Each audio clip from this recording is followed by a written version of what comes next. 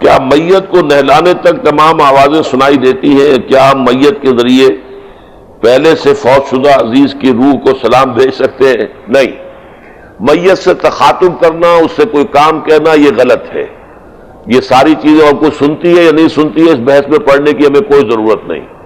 یہ ہمیں حضور نے بتایا کہ قبر پر جاؤ تو السلام علیکم یا اہل القبور کہو، یہ ہم کہیں گے، یہ حضور کا حکم ہے، اس لیے کہہ رہے ہیں۔ انہوں نے سنا نہیں سنا یہ وہ جانے، ہمیں اس کے اندر جو ہے کسی بھی تفصیل میں جانے کی ضرورت نہیں ہے۔ اسی سے در حقیقت ہمارے ہاں فرقہ واریت پیدا ہوتی ہے، ادھر رائے قائم کر لی، ادھر رائے قائم کر لی، پھر ایک دوسرے کے اوپر کفر کے فتوے لگتے ہیں۔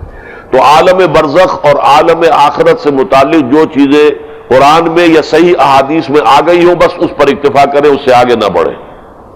آپ ایصال ثواب کریں، ایصال ثواب میں البتہ میری رائے جو ہے وہ یہ ہے کہ وہ صرف بدنی عبادت جو ہے میں اس کا قائل نہیں ہوں کہ آپ نماز پڑھ کے نفل پڑھ کے اس کا ثواب دے دیں یا قرآن پڑھ کے اس کا ثواب دے دیں، بلکہ یہ ہے کہ کوئی مالی جو ہے خیرات ہو، صدقہ ہو، کسی یتیم بیوہ کی مدد ہو، وہ ایصال ثواب ہوتا ہے۔ تو بہرحال ملنے کے آپ کے اپنے اختیار میں نہیں ہے، وہ تو اللہ ہی کبھی چاہے گا تو خواب میں آپ کے والدین آپ کو مل جائیں گے۔